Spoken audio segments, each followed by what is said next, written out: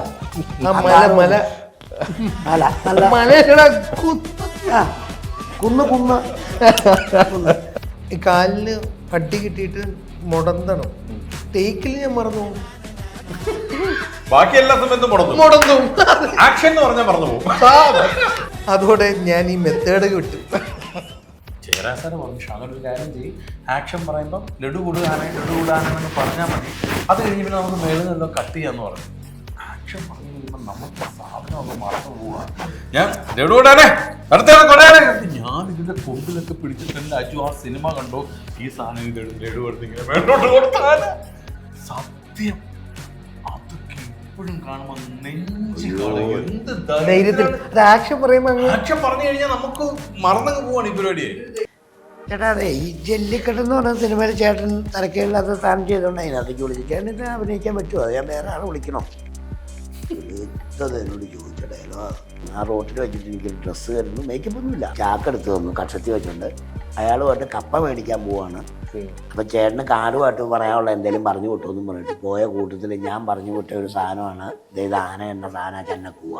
ഇത് പിന്നെ മുമ്പ് പറഞ്ഞ പോലെ സർട്ടിഫിക്കറ്റാണ്, കുറച്ച് തെറിയൊക്കെ ഉപയോഗിക്കാം, തെറിയൊക്കെ പറയാം, കുഴപ്പമില്ല, അറിയാവുന്ന തെറിയൊക്കെ പറഞ്ഞു എന്ന് പറഞ്ഞാൽ അങ്ങനെയാണ് അത് പോയത്. കുഴപ്പമില്ല, അറിയാവുന്ന അടിപൊളി. Hello hi, welcome to Ginger Media. ചോദിച്ചു പോവാം. ഇന്ന് നമ്മൾ ചോദിച്ചു പോകുന്നതും ഒരാളെ അന്വേഷിക്കാൻ വേണ്ടിയാണ് എന്ന് വേണമെങ്കിൽ പറയാം. Yes, Amos Alexander. യെസ്, അപ്പോൾ അതിൻ്റെ വിശേഷങ്ങളാണ്. ഒന്ന് കൈയടിക്കാം. അപ്പോൾ അതിൻ്റെ ടീം, അതിൽ ഏറ്റവും മെയിൻ അല്ലേ ലീഡ് ചെയ്യുന്ന ഓൾ ടീം ഷോൻ ചേട്ടാ, ജാഫ്രിക്ക ആൻഡ് അജു. യെസ്, പറയൂ വിശേഷങ്ങൾ. അജു ചേട്ടാ സുഖമല്ലയോ? എന്താണ് വാർത്തകൾ? നല്ല ലുക്ക്, മറ്റേ കണ്ടിന്യൂറ്റി ലുക്ക് പരിപാടി സർവമായക്ക് വേണ്ടി ചെയ്ത, പക്ഷെ പിന്നെ ഇച്ചിരി എല്ലാ പടങ്ങളും കണക്റ്റഡ് ആവുമല്ലോ. അപ്പോൾ ഇപ്പോൾ ഇങ്ങനെ പോയി. അതുകൊണ്ട് പിന്നെ ഇനിയിപ്പോൾ അടുത്ത സ്കെഡ്യൂൾ പരിപാടികൾ അതല്ല, ഇനിയിപ്പോൾ ഇത് വളർത്തി എടുക്കാൻ അവിടെ ഇവിടെയും ആയി പോവല്ലോ. അതുകൊണ്ടുള്ള ഇതാണ്. ഇതൊരു പടത്തിന് വേണ്ടിയിട്ട് ചെയ്തു ഈ അപ്പയറൻസ്. ഒരു 5 പടം വരെ പിടിച്ചു പോയി. അപ്പോൾ പിന്നെ ഈസി ഇതേലങ്ങ് പോകാമല്ലോ. അപ്പോൾ പിന്നെ ഈസി ആയല്ലോ. അതെ. അപ്പോൾ ഇതിനെ പറ്റി പറയൂ. ആമോസ് ജാഫ്രിക്ക അലക്സാണ്ടർ എന്താണ് ഈ പരിപാടി? ഞാനാണ് ആമോസ് അലക്സാണ്ടർ. എന്താണ് എല്ലാവരും പറഞ്ഞല്ലോ, അപ്പോൾ ഞാനങ്ങ് ഏറ്റു. യെസ്, സിനിമയെ പറ്റി കൂടെ പറയൂ. ഇതിലെ വൺ ഓഫ് ദി മെയിൻ കിടിലം ക്യാരക്ടർ, ടൈറ്റിൽ റോൾ. അതിനകത്ത് പിന്നെ ഞാൻ ഒരു വേഷം ചെയ്തിട്ടുണ്ട്. പിന്നെ അജയാണ് എൻ്റെ ഡയറക്ടറും അതുപോലെ കഥയൊക്കെ ചെയ്തിരിക്കുന്നത്. പ്രശാന്തും അജയും കൂടെ പ്രശാന്ത് എന്ന് പറയുന്നത് എൻ്റെ നാട്ടുകാരായ പിള്ളേർ. അവർ രണ്ടുപേരും കൂടെ എഴുതി ഒരു കഥയും സംവിധാനം ചെയ്ത അജയാണ്. പിന്നെ നമ്മുടെ എല്ലാവരുടെയും ഒരു ആത്മസുഹൃത്താണ് എൻ്റെ പ്രൊഡ്യൂസർ അഷ്റഫ് ബ്ലാക്കിൽ. അദ്ദേഹത്തിൻ്റെ പടത്തിനകത്ത് ഞാൻ, ഷാജോണും അജു സാറും ഈ കൊച്ചു മെയിനായിട്ട് ഇങ്ങനെ കളിക്കുന്നു. അതിനകത്ത് മറ്റുള്ള ആൾക്കാർ ഈ ചില സിനിമകൾ ഇപ്പോൾ ഈ അടുത്ത് ഇപ്പം റിലീസ് ചെയ്ത് രാവണപ്രഭു സിനിമകൾ, അതിനകത്ത് പിന്നെ നീലകണ്ഠൻ്റെ 2 ക്യാരക്ടേഴ്സുണ്ട്, ട്വിൻ ക്യാരക്ടേഴ്സ്. അപ്പോൾ അതിനകത്ത് ആൾക്കാർ ശ്രദ്ധിച്ച കാര്യങ്ങളുണ്ട്. ആ ക്യാരക്ടർ പിടിക്കാൻ വേണ്ടി കർച്ചീഫ് കയ്യിൽ പിടിക്കുന്ന കാര്യം. അപ്പോൾ അതുപോലെ ഇപ്പം ഞാൻ ചോദിക്കുന്നത്, വർഷങ്ങൾക്ക് ശേഷത്തിൽ ഈ ട്വിൻ ക്യാരക്ടർ എന്ന് പറഞ്ഞ പരിപാടി വന്നല്ലോ. അപ്പോൾ അത് എന്തെങ്കിലും അങ്ങനെ ഒരു ക്യാരക്ടർ ചെയ്യുമ്പോൾ ശ്രദ്ധിക്കേണ്ടതായിട്ട് വന്നിട്ടുണ്ടോ? കാരണം അതും ഒരു അച്ഛൻ മോൻ പരിപാടിയാണല്ലോ. അത് വിനീത് എഴുതിയതാണല്ലോ, പുള്ളിയുടെ ജോലിയാണല്ലോ. ഞാൻ അങ്ങനെ കാണുന്നത് സംവിധായകരുടെ ജോലിയാണല്ലോ അത്. തീർച്ചയായിട്ടും. അപ്പം അതുകൊണ്ട് തന്നെ നമ്മൾ അവർ പറയുന്നത് കേൾക്കുക, ഈ ഷോട്ടിൽ ഇപ്പം എന്താ ചെയ്യേണ്ടതെന്നുള്ളത് ഞാൻ ടു ദ ഷോട്ട് അവർ പറയുന്നത് മാത്രമേ കേൾക്കാറുള്ളൂ. മറ്റേത് ഭയങ്കര ജോലിയാണോ അത് ചെയ്യാൻ. അത് മീറ്റർ പിടിക്കാന്നൊക്കെ പറഞ്ഞു. ഇല്ല, അത് എളുപ്പമല്ല. മറ്റേത് ഭയങ്കര എനിക്ക് പറ്റിയിട്ടില്ല. അത് കണ്ടിന്യൂവേഷൻ ഉണ്ട്. ഞാൻ ഒരു സിനിമയിൽ ഒരു അബദ്ധം പറ്റിയിട്ടുണ്ട്. അതുകൊണ്ട് ഞാൻ പറഞ്ഞത് ഓമനക്കുട്ടൻ എന്ന് പറഞ്ഞൊരു പടം, അഡ്വഞ്ചേഴ്സ് ഓഫ്. അതില് ഈ കാലിന് അടി കിട്ടിയിട്ട് മുടന്തണം. ടേക്കിൽ ഞാൻ മറന്നു. ബാക്കി എല്ലാ സമയത്തും മുടങ്ങും. മുടങ്ങും. ആക്ഷൻ എന്ന് പറഞ്ഞാൽ മറന്നു പോകും. ഷാജയുടെ കറക്റ്റ് അതുവരെ മുടന്തൊക്കെ നിൽക്കും. അപ്പൊ സിദ്ദിഖിക്ക ആസിഫൊക്കെ നിൽക്കുക. ആക്ഷൻ പറയുമ്പോ ഞാൻ മര്യാദയ്ക്ക് കാര്യം ഇതിന്റെ ഒരു ടെൻഷനും എല്ലാം കൂടെ വന്നിട്ടേ അതോടെ ഞാൻ ഈ മെത്തേഡ് വിട്ടു. ഈ എന്ത് ഡയറക്ടർ ഈ ക്യാരക്ടറെ പിടിക്കലല്ലേ അത് നിർത്തി. അതങ്ങ് ചെയ്യാന്നുള്ളതാണ്. അതായത് നമ്മള് ചെയ്ത് തുടങ്ങുമ്പോഴേ മുളയിലെ ഞുള്ളിക്കളഞ്ഞു. പിന്നെ വേണ്ടല്ലോ. അപ്പൊ ready. ആ പടം കണ്ടാ അറിയാം ക്ലൈമാക്സിന് മുന്നേ സിദ്ദിഖിക്ക് ആസിഫിനെയൊക്കെ കൂട്ടി ഒരു ഗോഡൌണിൽ പോകുന്ന സീനിൽ ഞാൻ മുണന്തനാണ്, പക്ഷേ ഞാൻ മറന്നു പോയിട്ടുണ്ട്. ഇപ്പൊ അതിന് താഴെ വരും ഇതിന്റെ ഇനിയിപ്പോ എന്ത് ചെയ്യാനത് ഹാഫ് മോഡ് എന്തെങ്കിലും ഉണ്ടോ? ഇടയ്ക്ക് പെട്ടെന്ന് ഓർത്തപ്പോ ഷോട്ടിൽ ഇട്ടിട്ടുണ്ട്. ക്യാരക്ടർ പിടിക്കാൻ അതുകൊണ്ട് ഞാൻ ആ പിടുത്തപ്പില്ല. കാര്യം സംവിധായകർക്ക് നമുക്ക് ഞാൻ എപ്പോഴും അവരെ വിശ്വസിക്കണം. വർഷങ്ങളൊക്കെ വിനീതാണ്, അതുകൊണ്ട് തന്നെ ഞാൻ അവിടെ അദ്ദേഹം പറയുന്നത് മാത്രമേ. അതെ അതെ. ആ ജുബ പോലും അതിൽ ഓൾറെഡി ഡിസൈൻഡ്. ശരി, അത് മതി. നേരത്തെ ഷാൻചേട്ടൻ പറഞ്ഞു കേട്ടു ചെറിയ ഇന്നസെന്റിന്റെ ഒരു റെഫറൻസ് എടുത്തിട്ടുണ്ട് അതില്. ആ ജുബ അതുകൊണ്ട് അങ്ങനെ തന്നവര്. ആ ഒരു അപ്പിയറൻസ്. അതെ അതെ അതെ. ഈ ക്യാരക്ടർ പിടിക്കുന്ന കാര്യം പറഞ്ഞപ്പം ജാഫറൊക്കെ പറഞ്ഞിട്ടുണ്ട്, ലിജോ ജോസ് പല്ലിശ്ശേരിയുടെ മൂവിയിൽ വിളിക്കുമ്പം ക്യാരക്ടറെ പറ്റി ഒരു ക്യാരക്ടർ സാധാരണ കിട്ടുമ്പോൾ എന്തെങ്കിലുമൊക്കെ നമ്മൾ ജസ്റ്റ് നോക്കി വെക്കും, പക്ഷെ ഒന്നും നോക്കാതെ പോകാം, അവിടുന്ന് ഓട്ടോമാറ്റിക്കലി അതങ്ങ് വരും എന്ന് പറഞ്ഞ് കേട്ടിട്ടുണ്ട്. ആ ഡിഫറൻസ് ബാക്കിയുള്ള സിനിമയിൽ അഭിനയിക്കുമ്പോഴും ലിജോ ജോസിൻ്റെ സിനിമയിൽ പോകുമ്പോഴുള്ള വ്യത്യാസം. എൻ്റെ ഉമ്മ മരണപ്പെട്ടുപോയി. എൻ്റെ ഉമ്മ മരണപ്പെട്ടുപോയി. ഈ ഓണം വരുമ്പോൾ ഒരു 3-4 കൊല്ലം. എൻ്റെ ഉമ്മ സത്യം, എൻ്റെ കല സത്യം, ഈ ക്യാമറ സത്യമായിട്ട് ഒരു കാര്യം. ഞാൻ ഈ ചുരുളി എന്ന് പറയുന്ന സിനിമയില്ലേ, ആ സിനിമയിലേക്ക് ചെന്ന് കഴിയുമ്പോഴത്തേക്ക് ഞാൻ ഇച്ചിരി താമസിച്ചു പോയി. വേറൊരു ലൊക്കേഷനിൽ നിന്ന് വന്ന് വെളുപ്പിന് ഒരു 2-2:30 ആയപ്പോഴാണ് വന്നത്. ശരി. അപ്പോൾ എൻ്റെ തൊട്ടപ്പുറത്ത് വിനയ് ഫോർട്ട് താമസിക്കുന്നു. എൻ്റെ 2 റൂമാണ്. ശരി, 2 റൂമാണ്. അതിന് അപ്പുറത്തെ അദ്ദേഹം താമസിക്കുന്നുണ്ട്. അദ്ദേഹം നേരത്തെ വന്ന് താമസിച്ചു. എൻ്റെ കൂടെ 2 പേരുണ്ടായിരുന്നു, എൻ്റെ കൂട്ടുകാരാ. അവർ വന്നിട്ട് ഈ ചെറിയൊരു ഇത്രയുള്ളൊരു ടേപ്പ് ഇതില്ലേ, മറ്റേ ബോട്ടെന്ന് പറയുന്ന ഒരു മെഷീൻ, ഒരു ടേപ്പ് റെക്കോർഡ് ഇത്. അത് പാട്ട് വെച്ച് ഇതായി. ഞാൻ ചെന്നതേ കടന്നുറങ്ങി രാവിലെ പോകണമല്ലോ. അവരോട് പറഞ്ഞേക്കുന്നത് ശ്യാംലാൽ എന്ന് പറയുന്ന അദ്ദേഹം കൺട്രോൾ പറഞ്ഞേക്കണം, വെളുപ്പിന് മിസ്റ്റിന് എടുക്കണം, 6 മണിക്ക് റെഡിയായി 6:30 ലൊക്കേഷനിൽ വന്ന് ജീപ്പിനൊക്കെ കയറി പോകണമല്ലോ. എൻ്റെ വീട്ടിൽ തൊട്ടടുത്തല്ലോ, ആ ഒരു 20 മിനിറ്റ് പോയാൽ മതി. അപ്പം ഞാൻ അങ്ങനെ കടന്നു. 2 ദിവസത്തെ ഉറക്കമൊക്കെ ഉണ്ട്. അപ്പം ഇവർ ഈ പാട്ട് വെച്ചൊന്നും എനിക്കറിയാൻ പാടില്ല. ഞാൻ ചെന്നേ കിടന്ന് റൂമിൽ കിടന്നു, ഇവർ ആ ഹാളിൽ കിടന്ന് പാട്ട് വെച്ചിട്ട് ഞാൻ കിടന്നപ്പം ഒരൊച്ചപ്പാട് കേൾക്കാം, ചെറിയൊരൊച്ചപ്പാട്. സാറേ അത് ചേട്ടാ സാറേ ചേട്ടാന്നൊക്കെ വിളിക്കണ്ടേമാർ. അപ്പോൾ ഒരു ഒച്ച കേൾക്കാം. അപ്പോൾ നിങ്ങളിവിടെ കിടന്ന് ഇങ്ങനെ ഒച്ചപ്പാടിനൊക്കെ എനിക്ക് ഉറക്കാൻ പറ്റില്ല, നിങ്ങൾ എന്താണ് ഈ കാണിക്കുന്നത്, എനിക്ക് ഷൂട്ടിങ്ങിന് പോകാനുള്ള നിങ്ങൾ ആരാണ് എന്നൊക്കെ ചോദിച്ചു. ഇമാർ പറയുന്നുണ്ട് ജാഫർക്കാടെ കൂടെ വന്നാൽ മറ്റേ ഏത് ജാഫർക്കാടെ കൂടെ വന്നാണ്ട് ഇങ്ങനെയാണോ നിങ്ങൾ കാണിക്കുന്ന മര്യാദ? അതോ കാനനം എന്ന് പറയുന്ന എൻ്റെ ഒരു ഫ്രണ്ടിൻ്റെ ഒരു ഹോട്ടലാണ് അവിടെ കുളമാവർ കാട്ടിനകത്തോട്ട് വലിയ ഹോട്ടൽ പോവാ. കട്ട് പണിതിട്ട് പോവാ. ഞാനിത് അറിയുള്ളവനെ. നേരം വെളുത്ത് ഞാൻ ഇച്ചിരി താമസിച്ചു പോയി. ഞാൻ എഴുന്നേറ്റ് ഇമാർ ആ ഉടച്ചുകൊണ്ട് പുറത്തേക്ക് പോയി. ഇങ്ങനെ എഴുന്നേറ്റ് പോയി. പിന്നെ ഈ ഫോട്ടോ ലൊക്കേഷനിൽ പോയി. ഞാൻ അറിഞ്ഞില്ല. അപ്പം ഈ വെളുപ്പിനുള്ള ആ മിസ്റ്റിന് വേണ്ടിയിട്ടാണ് വിളിച്ചത്. ഞാൻ ചെന്നു. ഒരു ചെമ്പനും ശ്യാംലാലും റൂമിൽ വന്നു. അപ്പോൾ ചെമ്പൻ ചോദിച്ചു, എന്ത് പറ്റി? അതെന്ത് അവിടെ ഇതാണല്ലോ, എന്താ താമസിച്ചോ? മറ്റേ ചെറിയൊരു പ്രശ്നം മറ്റവന്മാരൊക്കെ ഇട്ടുണ്ടായി, അതൊക്കെ പോട്ടെ. ഞാൻ ഓടിപ്പാഞ്ഞവിടെ ചെന്നു.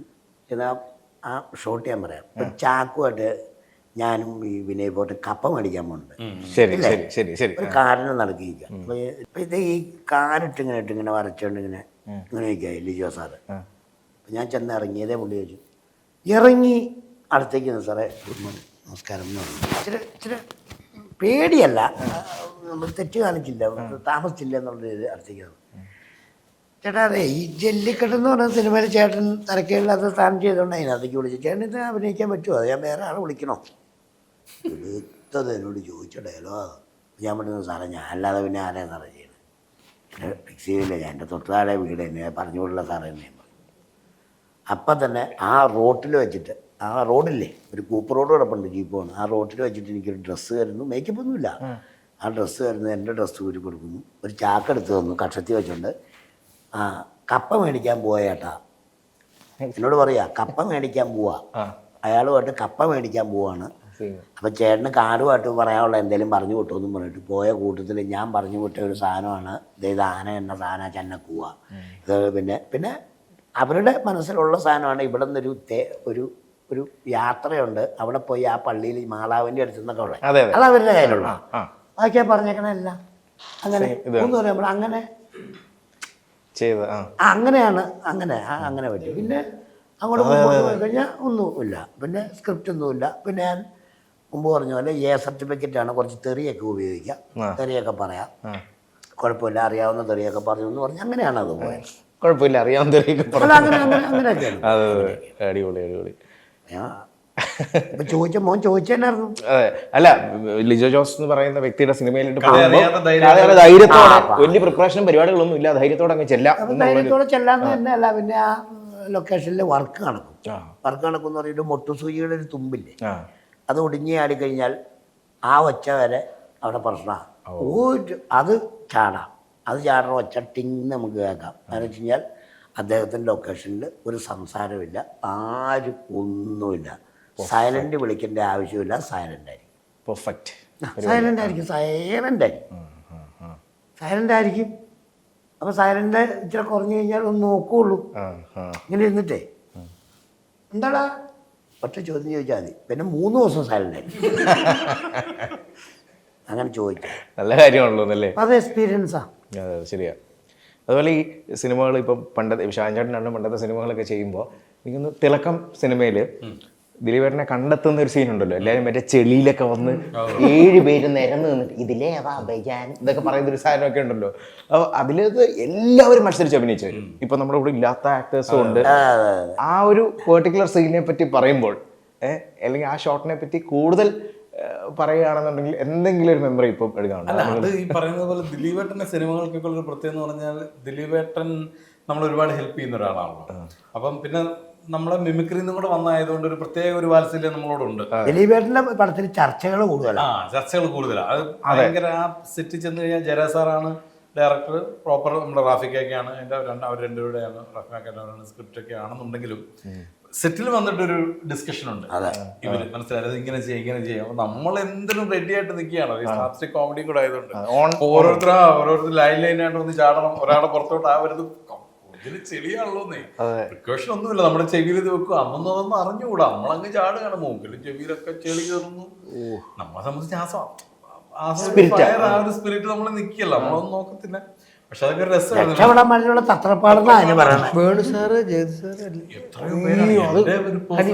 എക്സ്പീരിയൻസ് പറയണ അതിനകത്ത് ഞാൻ ആനപ്പാപ്പനാണ്.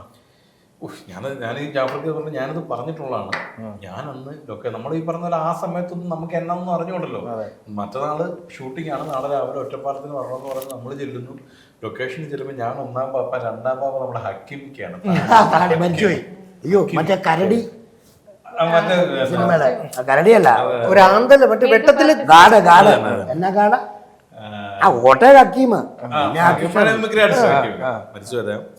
ഞങ്ങൾ രണ്ടുപേരുമാണ്. അപ്പം ഞങ്ങൾ ലൊക്കേഷൻ ചെല്ലുന്നു. ജയരാ സാറ് പറഞ്ഞു ഇതാണ് ഷാജോണാണ് 1-ാം പാപ്പൻ.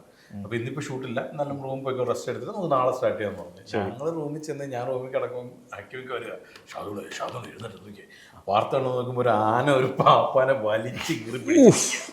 ആ സമയത്ത് വന്ന വാർത്തകളെല്ലാം ആനകൾ പ്രശ്നമാണ്. ചെയ്യാതിരിക്കാൻ പറ്റുമോ? നമ്മൾ ഏറ്റുപോയില്ലേ? അത് എറണാകുളത്ത് വലിച്ചു കയറിയത് ഇങ്ങനെ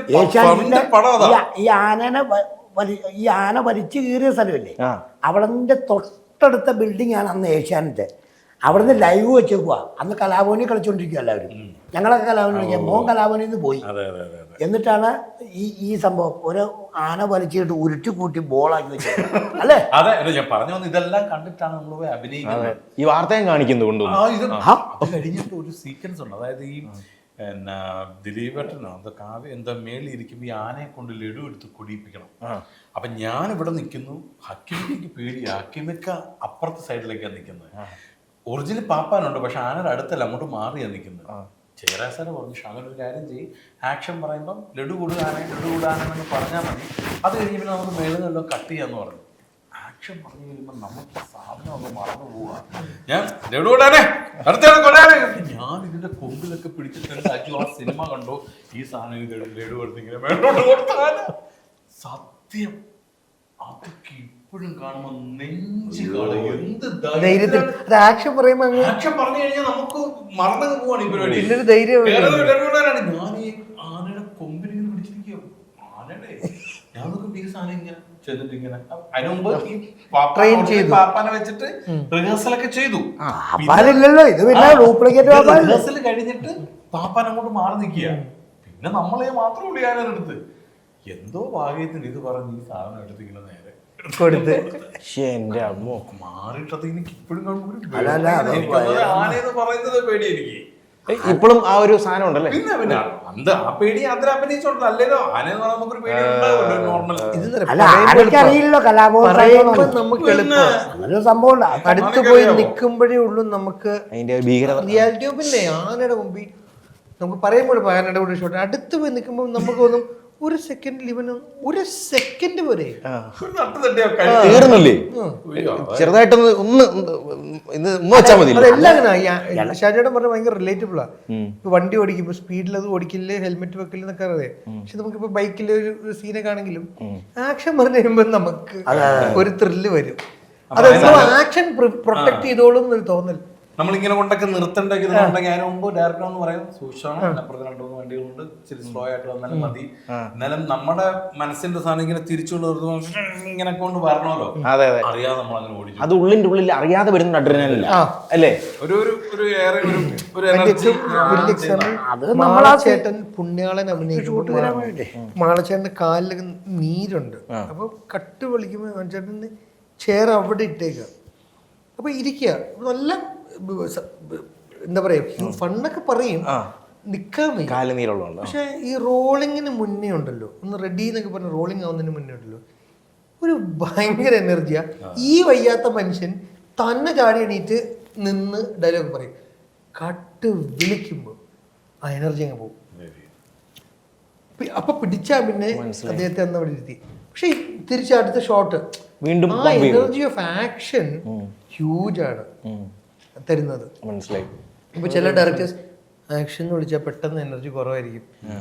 ആ ആക്ഷനിൽ ഒരു പവർ എന്തോ വരാറ്. ഒരുപാട് എക്സ്പീരിയൻസ് ഉള്ള ആക്ടേഴ്സിൻ്റെ കൂടെ നമ്മൾ വർക്ക് ചെയ്യുമ്പോൾ ഈവൻ സെറ്റിൽ ഇപ്പം ലൊക്കേഷനിലാണെങ്കിലും കുറേ കഥകൾ കേൾക്കാമെന്ന് പലരും പറഞ്ഞിട്ടുണ്ട്. ഇപ്പം പുതിയതായിട്ട് വരുന്ന ആക്ടേഴ്സ് എസ്പെഷ്യലി ഫണ്ണായിരിക്കും, അവരുടെ പണ്ടത്തെ കഥകൾ, അങ്ങനെയുള്ള എക്സ്പീരിയൻസ് ഈ സിനിമയിൽ എങ്ങനെയാണ്? കാരണം നിങ്ങൾ ഒരുമിച്ച് വർക്ക് ചെയ്ത ടൈമിൽ കഥകൾ എന്തെങ്കിലും കുറച്ച് കേട്ടിട്ടുണ്ടെങ്കിൽ അത് ജാഫ്രിക്കന്റെ അടുത്തുനിന്നാണ്. പിന്നെ അത് ചേട്ടൻകാരി ഇവർ രണ്ടുപേരുടെ അടുത്താണ് കൂടുതലും ടൈം ഞാൻ സ്പെൻഡ് ചെയ്തിരിക്കുന്നത്. പിന്നെ അതൊരു കുറച്ച് സീരിയസ് മൂഡ് സെറ്റ് ആയതുകൊണ്ട് അങ്ങനെ നമ്മൾ അധികം അങ്ങനെ വിട്ട് അങ്ങനെ എന്റർടൈൻ ചെയ്തിട്ടില്ല. അതിനുള്ള സമയം അജയ് തന്നുമില്ല. വന്നൊന്നിരിക്കുമ്പോ ഷോട്ട് റെഡി ആയിരുന്നു. വർക്ക് ടൈറ്റ് ആയണ്ടേ, അത് തന്നെ സൈലന്റ് ആയിരുന്നു മൊത്തത്തിൽ. ലൊക്കേഷനിലൊക്കെ നമ്മളൊരു സ്ഥലത്ത് അങ്ങനെ സൈലന്റ് സ്ഥലത്താണ് ചെയ്തത്. ഈ ഷാൻ ചേട്ടൻ ഒരു കോമ്പിനേഷൻ ഇല്ലായിരുന്നു ഉണ്ടായിരുന്നു.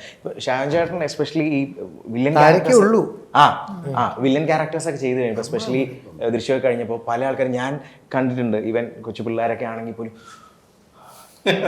പേടി അല്ലെങ്കിൽ ഒരു പബ്ലിക് അങ്ങനെ ഒരു സാധനം അത് ശരിക്കും അതൊരു വിജയം തന്നെയാണ് ഒരു ആക്ടറിനെ സംബന്ധിച്ച് നോക്കുമ്പോൾ. പക്ഷെ ഇപ്പോഴും അത് പിള്ളേരെ ഉപദ്രവിച്ച് അടിച്ചു. അല്ല അത് ചിലരിപ്പോഴും അത് പറയുന്നുണ്ട്. എന്താ പറയുക, നമ്മുടെ ചില ചാനലിലൊക്കെ ഒരു ചിരിയൊക്കെ കാണുമ്പോൾ അതിന്റെ വീഡിയോസ് ഒക്കെ വരുമല്ലോ. അപ്പോഴൊക്കെ അടിയിൽ ഇപ്പോഴും ചില ആൾക്കാർ ഇയാൾ ഇത്രക്കൊക്കെ ചിരിക്കുമായിരുന്നു ചോദിച്ചിട്ടുണ്ട്. ഇപ്പം എന്റെ വൈഫിനൊരു പിന്നെ ചാനലുണ്ട്, യൂട്യൂബ് ചാനലുണ്ട്. റീൽസ് കാണാറുണ്ട് നിങ്ങൾ?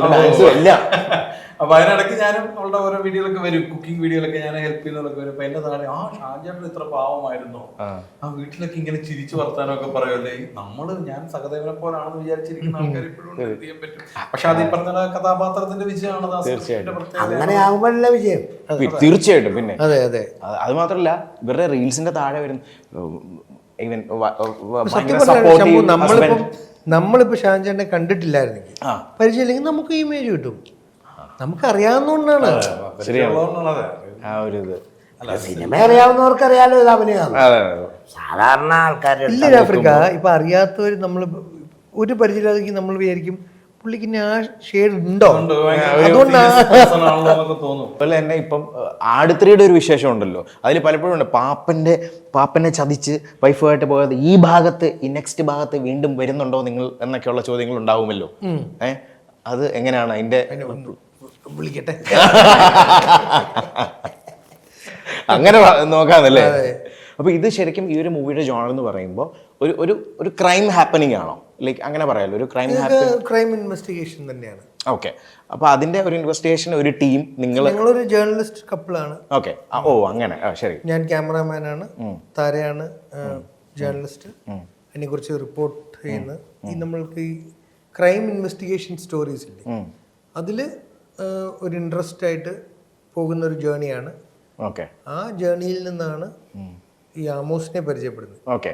അവിടെ നിന്നാണ് പിന്നെ കഥയുടെ. ഈ കഥകൾ എന്ന് പറയുമ്പം ഇല്ലാത്ത കഥകൾ പറയുന്ന കുറെ ഒരു കൂട്ടം ആൾക്കാരുണ്ടാവുമല്ലോ. ഇപ്പൊ ഈ ചുരുളിയുടെ കാര്യം പറഞ്ഞപ്പോഴാണ് ചുരുളി അഭിനയിച്ചു കഴിഞ്ഞ് നമ്മുടെ ജാഫറൊക്കെ ഉണ്ടല്ലോ, ജാഫറൊക്കെ ഫുള്ള് സ്ഥലം മേടിച്ചു, കംപ്ലീറ്റ് എല്ലാം മേടിച്ചു. അത് കഥയാ, അതിനകത്ത് കഥയുണ്ട്. അല്ല അതിനകത്ത് ചുരുളിയിലെ സ്ഥലങ്ങളിൽ കുറെ സ്ഥലം മേടിച്ചിപ്പോ വിട്ടിട്ടുണ്ട്. അല്ല മോൻ പറഞ്ഞല്ലേ ചുരുളി ഫുള്ള്, ഞാൻ പറഞ്ഞ ഫുള്ളെന്നാ ഉദ്ദേശിച്ചോ. ഫുള്ളെന്ന് പറഞ്ഞാൽ അവിടെ എന്തോരം സ്ഥലം. Idukki dam, Cheruthoni dam, Kulamavu dam, Idukki ഡാമിന്റെ വെള്ളം 70 കിലോമീറ്റർ ചുറ്റോടെയാണ് ഈ ചുരുളി സെറ്റ്. ഈ ചുരുളി സെറ്റിന്റെ ആ നമ്മുടെ ചുരുളി കണ്ടോ? പിന്നെ അവിടെ ഒരു പെരുന്നാൾ നടക്കുന്നുണ്ട്, ഒരു അമ്പലത്തിലെ ഉത്സവം. പെരുന്നാളല്ല, പള്ളിപ്പെരുന്നാളാ. പള്ളിപ്പെരുന്നാൾ നടക്കുമ്പോൾ ഒരു തടിയേലിരുന്നിട്ട് തടിയെന്ന് തട്ടിച്ചാടിക്കുന്ന ഒരു അടി നടക്കുന്നുണ്ട്. അതിന്റെ മേൽവശത്ത് ലൊക്കേഷൻ നോക്കിയ ഒരു സ്ഥലമുണ്ട്. അവിടെ ഇച്ചിരി ഇറക്കപ്പുറം കൂടിപ്പോയുണ്ട്. അങ്ങനെ നടക്കുക. അത് ഞാൻ ആഗ്രഹിച്ച് മേടിച്ചൊന്നും അല്ലാതെ എൻ്റെ മനസ്സിലൊന്നുമില്ല. 2 സ്ക്രിപ്റ്റ് റൈറ്റർ പിള്ളേർ ഈ എറണാകുളത്ത് ഇരുന്ന് എഴുതിക്കൊണ്ടിരിക്കുന്ന ഇച്ചിരി കഞ്ഞി വെച്ച് കൊടുക്കാനായിട്ട്, ചോറുണ്ടാക്കി കൊടുക്കാനായിട്ട് ഒരു പെങ്കൊച്ച് ശരി അവര് വന്ന് അവിടെ വന്ന് പറയുമ്പോൾ പറയും, നിങ്ങൾക്ക് ഈ ജാഫ്രിഡിക്ക് സാറിനെ അറിയാൻ പറ്റുമോ? അവരുടെ വീടിൻ്റെ അടുത്ത് ഞങ്ങൾക്ക് ആ ചുരുളി സിനിമ പിടിച്ചതിൻ്റെ അടുത്താ, ജാഫ്രിക്കാരുടെ വീടും അവിടെ അടുത്താ. എനിക്ക് 20 മിനിറ്റ് ഉള്ളതൊക്കെ എൻ്റെ വീട്ടിൽ നിന്ന്. അപ്പം അവിടെ ഞങ്ങൾക്കൊരു 1.25 ഏക്കർ സ്ഥലം കിടപ്പുണ്ടേ. അച്ഛന് ഭയങ്കര കഷ്ടപ്പാട്, അച്ഛനും അസുഖമൊക്കെയാണ്, ഞങ്ങൾക്കത് വിൽക്കണം. ഞങ്ങൾ 6 ഏക്കർ സ്ഥലമായിരുന്നു, 6ആയിട്ട് വീതിച്ചപ്പോൾ 1.25 ഏക്കർ അതൊക്കെ പറയും. അങ്ങനെ എൻ്റെ ഒരു ഫ്രണ്ട് പെരുമ്പാവൂരുള്ള രഞ്ജിത്ത് എന്നോട് പറഞ്ഞു കേട്ട് ഞാൻ ആ സ്ഥലം മേടിച്ചതാ. ബന്ധമൊന്നുമില്ല, പക്ഷെ ചുരുളി അവര് നോക്കിയ സ്ഥലമാണെന്നുള്ള ചുരുളി ബന്ധമുള്ളൂ.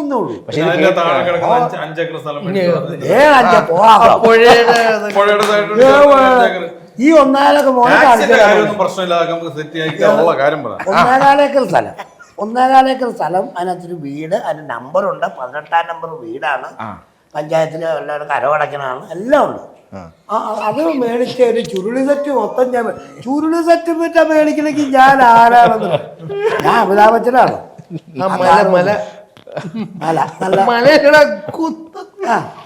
കുന്ന് അങ്ങനെ മേടിച്ചാൽ അല്ലാതെ ചുരുളി സെറ്റ് എഴുതി വന്നെ കണ്ടു. ജാഫ്രിഡിക്ക് ചുരുളി സെറ്റ് മൊത്തം കംപ്ലീറ്റ് സെറ്റ് കൈക്കലാക്കി ഫുള്ള് കൈക്കലാക്കി. എന്റെ നാട്ടുകാർ കേൾക്കുമല്ലേ, അവിടെയുള്ള പഞ്ചായത്ത് പ്രസിഡന്റ് എന്റെ ഫ്രണ്ടാ. പഞ്ചായത്ത് പ്രസിഡന്റും ഒക്കെ അറിയാവുന്ന, വില്ലേജൊക്കെ അറിയാവുന്നല്ലേ. ഈ 1.25 ഏക്കർ സ്ഥലമല്ലേ എന്റെ മോഹന്റെ പേരിലെ മേടിച്ച, അത്രേ ഉള്ളൂ. അതുകൊണ്ടാണ് ചുരുളി സെറ്റ് ഞാൻ മേടിച്ചിട്ടുള്ള. അപ്പൊ അതുപോലെ തന്നെ ഉറുമ്പുകൾ ഉറങ്ങാറില്ല എന്ന് പറഞ്ഞൊരു സിനിമയുണ്ട്.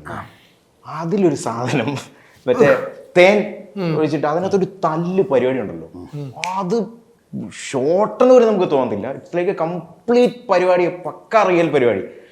അതില് ആ ഒരു തല്ലിലെ സീൻ, ആ ഒരു ഷോർട്ടിനെ പറ്റി പറയുകയാണെങ്കിൽ അതെ അത് തന്നെ ആ തേൻ വെച്ചിട്ട് അത് കഴിഞ്ഞിട്ട് പിന്നെ അടിക്കുന്ന സാധനമില്ല, അതിനെപ്പറ്റി ആ ഒരു ഷോർട്ടിനെ പറ്റി പറയും. ആ പടത്തിൽ മൊത്തം അനുഭവിച്ചത് ഇയാളാ. പിന്നെ തേനൂറും അത് ഈ പറയുന്ന പോലെ ഒരു ഫുൾ നൈറ്റ് ഷൂട്ട് ചെയ്ത ഒരു പരിപാടിയാണ്. അതായത് എന്തോ എണ്ണ എന്തോ അത് ഇട്ടു, പിന്നെ പഞ്ചസാര ഇട്ടിട്ട് കയറ് കെട്ടി, പിന്നെ ഇത് ഊരാൻ പറ്റില്ലല്ലോ എന്നേ. ഊരാൻ പറ്റില്ല എന്ന് പറഞ്ഞാൽ പിന്നെ അത് വലിയ പണിയാണ്, അതേപോലെ കണ്ടിന്യൂറ്റി മെയിൻറ്റെയിൻ ചെയ്യാനൊക്കെ. ഞാൻ പറഞ്ഞത് വേണ്ടെന്ന് പറഞ്ഞാൽ ഉറുമ്പ് ഒറിജിനലാണോ? ഉറുപ്പ് മറ്റേ ഇതാണ്, CG ആണ്. കുറച്ചൊക്കെ കുറച്ച് മറ്റേ കടിക്കാത്ത ഉറുമ്പില്ല. കടിക്കാത്ത ഉറുമ്പ്, മുഖത്തോട് പോകുന്നൊക്കെ CG ആണ്. വേദന അതല്ലായിരുന്നു, ഈ പഞ്ചസാരയും ഈ കയറിന്റെ ഒറിഞ്ഞിട്ടുള്ളൊരു ബുദ്ധിമുട്ടുണ്ടായിരുന്നു. ഇത്ര നേരം ആ ചെയറിൽ ഇതിനകത്താണല്ലോ ഇങ്ങനെ ഇരിക്കുമല്ലോ, ഇങ്ങനെ ഇരിക്കുകയല്ലേ. പിന്നെ വേറെ സംഭവം, നമുക്കിപ്പോ ഈ 2 കൈ ഉള്ളതുകൊണ്ട് നമ്മൾ ഈ കൈകൾ എന്തൊക്കെ ചെയ്യുന്നുള്ളത് നമ്മൾ അറിയുന്നില്ല. ചൊറി ഇങ്ങനെ പിടിക്കും, ഇങ്ങനെ ചെറിയ ചൊറിച്ചിലൊക്കെ. പക്ഷെ കൈ കെട്ടിയിടുമ്പോൾ ഒരു ഫീൽ ഉണ്ടാവും, നമുക്ക് അങ്ങോട്ട് ചൊറിയാൻ പറ്റാതെ വരുമ്പോൾ ഉള്ളൊരു. ഇപ്പോൾ കേരള ക്രൈം ഫയൽ നോക്കുകയാണെന്നുണ്ടെങ്കിൽ അതിലും ഇപ്പം നമ്മൾ ബോഡിയിലാണെങ്കിലും നമ്മൾ ബോഡി ട്രാൻസ്ഫോം ചെയ്യുന്നതിലും പാടായിരിക്കും നമ്മുടെ ബോഡിയിൽ. ഇപ്പം നേരത്തെ പറഞ്ഞതുപോലെ കയറ് കെട്ടിയ കാര്യങ്ങൾ, അതുപോലെ അജു എനിക്കൊന്നും വയറിൻ്റെ ഇതൊക്കെ ആണെങ്കിലും അങ്ങനെ അത് ഒരു ഡിഫിക്കൽട്ട് പരിപാടിയാണ്. ട്രാൻസ്ഫോം ചെയ്യുന്നതിലും ഇരട്ടി എന്ന് വേണമെങ്കിൽ പറയാം. അത് പക്ഷേ അതൊരു കംപ്ലീറ്റ്ലി ഓക്കെ ആയിട്ട് അത് ഹോസ്പിറ്റലിലേക്ക് ഓക്കെ അല്ല, അത് ഭയങ്കര പാടാണ്. എളുപ്പം എക്സസൈസ് ചെയ്ത് മെലിഞ്ഞാൽ മതിയായിരുന്നു, പിന്നെ ആലോചിച്ചു. അതുകൊണ്ട് ടൂലതിട്ടില്ല, ടൂല് മെലിഞ്ഞത് അതായിരുന്നു എളുപ്പമൊന്നുമില്ലേ. ഡെബ്യൂ കിഡിലാവട്ടെ, ഇനി ഒരുപാട് അടിപൊളി പരിപാടികൾ ഇവരെല്ലാവരുമായിട്ടും എല്ലാ ആക്ടേഴ്സായിട്ടും കിട്ടട്ടെ. Thank you so much. Okay മോനെ, നിങ്ങളും സഹായിക്കും. ഓക്കെ.